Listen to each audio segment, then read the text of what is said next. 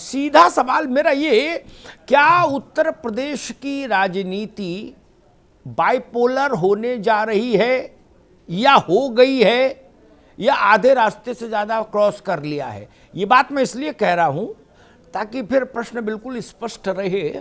इसलिए कह रहा हूं कि दो दलों को छोड़कर बाकी जितने भी दल उत्तर प्रदेश में पर्चा भरे थे, उनमें से छोटा बड़ा कोई भी दल 5 सीट नहीं जुटा पाया अपने लिए। ठीक। और कांग्रेस और सपा, कांग्रेस और बसपा मिलके उतनी सीटें नहीं जीत पाए जितने चरण में यूपी में चुनाव हुआ। तो इसका मतलब ये बात तो साफ हो गई कि उत्तर प्रदेश की राजनीति का मतलब एक ध्रुव भाजपा, दूसरा ध्रुव सपा का। क्या आपको भी ऐसा लग रहा है कि हां अब ये रास्ता उसी ओर जा रहा है? ओवैसी साहब ने 100 उम्मीदवार लड़ाए, 100, 99 की जमानत जब्त हो गई। ठीक। इसलिए उन टीवी चैनल वालों को लड्डू भेजिए जिन्होंने बताया था कि ओवैसी उत्तर प्रदेश में आ गए हैं, अब लड़ाई ओवैसी वर्सेस योगी होगी। ठीक। 100 लड़ाए थे, 99 जमानत जब्त, और जो एक बचा वो ओवैसी के कारण नहीं बचा, वो गुड्डू जमाली हैं जो बसपा के सबसे संपन्न विधायक रहे पिछली विधानसभा में, और अचानक से बसपा से जब उनका मामला गड़बड़ाया तो उन्होंने इनकी टिकट पकड़ ली। उनके कारण जमानत एक की बच गई, अन्यथा सबकी जमानत जब्त। अब बताइए ओपी यादव जी, आपने उनका नाम लिया इसलिए मुझे बात कहनी पड़ी। जी जी हाँ जी जी जी धन्यवाद। गुड्डू जमाली साहब समाजवादी पार्टी में गए और बाद में एमआईएम के कैंडिडेट मुबारकपुर में हो गए।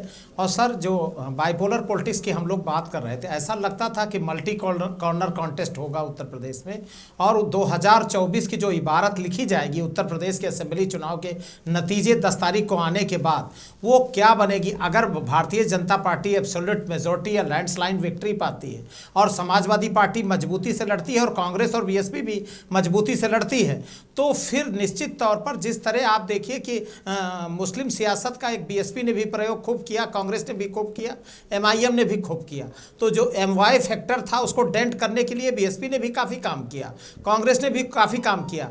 लेकिन जो नतीजे परिभाषित कर रहे हैं, जैसे 2 सीटें कांग्रेस जीती है, तो जो रामपुर खास का जो नतीजा आया है, वहाँ समाजवादी पार्टी का टेक्निकल एडजस्टमेंट और तिवारी फैमिली का वहाँ स्ट्रांग होल्ड रहा 89, 80, 84 से। और जो वीरेंद्र चौधरी चुनाव जीते हैं, कांग्रेस के उत्तर प्रदेश के वाइस प्रेसिडेंट हैं, और वीरेंद्र चौधरी पहले बीएसपी से लड़ते रहे, कांग्रेस में बाई इलेक्शन भी लूज किए, और पिछला कांग्रेस एसपी अलायंस में भी चुनाव वो लूज कर गए थे 1200 वोट से।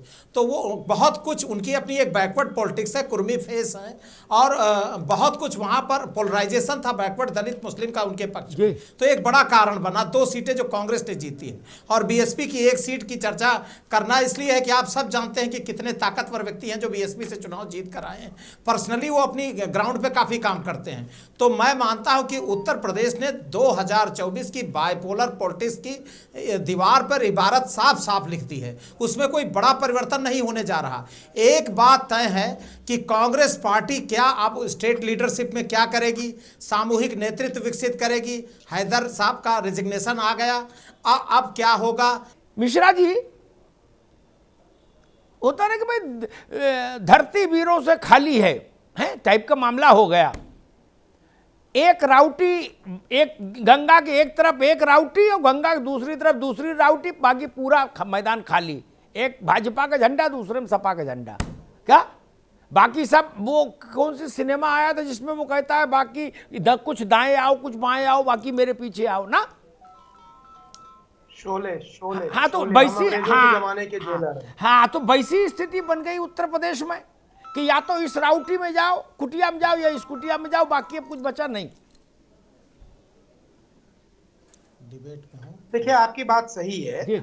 अगर आप कंपटीशन में पार्टिसिपेट नहीं करते हैं ड्यू टू सर्टेन रीजन, या गलत स्ट्रेटजी बनाते हैं, तो आप सही नहीं करते हैं। हाँ, तो मेरे कहने का मतलब, देखिए, 2 पार्टियां जैसे भाजपा और अखिलेश यादव की समाजवादी पार्टी, इनका तो दिख रहा था ये एक्टिव थे। बाकी पार्टियों ने पता नहीं क्यों एक जैसे वॉकओवर दे दिया। मायावती जी इतनी एक्टिव रहती हैं इलेक्शंस में, उन्होंने हाथ पैर चलाए ही नहीं। मैं फ्रॉम डे वन मैं इंतजार करता रहा कि बीएसपी कुछ एक्टिव हो। मैं तभी समझ गया था कि बीएसपी ने जो है एकदम जैसे संन्यास ले लिया। कांग्रेस की एक बड़ी इंपॉर्टेंट चीज मैं आपको बताऊं, कांग्रेस ने मेहनत बहुत की थी और उनकी एक्टिविटी को देखते हुए लग रहा था कि पास्ट परफॉर्मेंस से इनको ज्यादा ज्यादा जो है होना चाहिए, ये कहीं ना कहीं टक्कर में है। पहली गलती उन्होंने वहां पे ये की कि रॉन्ग पॉलिटिकल पोजीशनिंग। पूरे उनके कैंपेन को मैं देखा, मैं कभी कन्विंस नहीं हो पाया कि ये पॉलिटिकल कैंपेन है। मुझे लगने लगा कि ये कहीं एनजीओ का, महिला सशक्तिकरण का ये कैंपेन चल रहा है। भाई चुनाव केवल एक मुद्दे से नहीं हो सकता है कि महिलाओं का हम सशक्तिकरण करेंगे, हमने इतने % सीट दी है, बाकी आपने और कोई बात ही नहीं की। अगर बात की तो उसका प्रभाव नहीं पड़ा। ये जो शिथिलता, ये ओढ़ी हुई शिथिलता थी, सो कॉल्ड शिथिलता, क्या इसके पीछे वही कारण जिम्मेदार हैं जिनकी चर्चा सब कर रहे हैं, लेकिन अब सार्वजनिक मंच पर कौन कहे और क्या कहे? गौतम राणे, अगर आप देखिए तो हमने कई मरतबा आपसे कहा था कि माननीय कांशीराम जी से उन्होंने बीएसपी बनाई, बीएसपी का फुल फॉर्म रखा बहुजन समाज पार्टी, लेकिन जैसे वो बहन जी के हाथ में गई तो उसका फुल फॉर्म बदल गया, फुल फॉर्म हो गया बहन संपत्ति परियोजना। और जब बहन संपत्ति परियोजना हो गई तो वो पहले कार्यकर्ता होते थे, अब उन्होंने वसूली अमीन लगा रखे थे, सारे वसूली अमीन। और ये भी कहा जाता है कि जिसको जोनल कोऑर्डिनेटर से हटाते तो वो कहती थी कि 50 लाख रुपया तुम जमा तो जोनल कोऑर्डिनेटर लगाते। और ये चुनाव में जीरो वो आई है, वो अगर उमाशंकर सिंह को छोड़ दे तो जीरो ही कहा जा सकता है, जीरो है। तो उमाशंकर सिंह बीएसपी के होते न होते फर्क नहीं पड़ने वाला, वो चुनाव जीतते ही, उसमें बहुत असर नहीं। जब श्याम सुंदर शर्मा चुनाव हार गए तो इसका मतलब यह है कि बीएसपी का कोई मतलब नहीं है। आज भी ये स्थिति है, क्योंकि अंडर टेबल राजनीति में इतना दिखता है, उसकी जड़ें उससे डबल होती है, 3 गुना होती है, 4 गुना होती है। ये समझ में आ गया कि ऐसी संपत्ति परियोजना को कैसे आका जा सकता है। आपने कहा कि बाईपोलर चुनाव हो गया, बाईपोलर चुनाव बिहार चुनाव के बाद से जो बंगाल चुनाव हुआ वहीं से बाईपोलर हो गया था।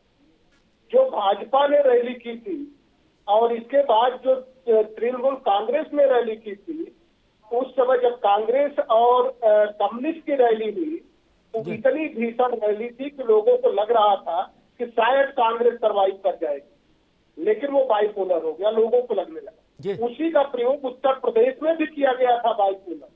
और चूंकि बहन की संपत्ति परियोजना को संपत्ति चाहिए थी, वो अंडर टेबल मोटी डील हो गई, और जब डील हो गई तो वो क्षेत्र में नहीं निकल पाई।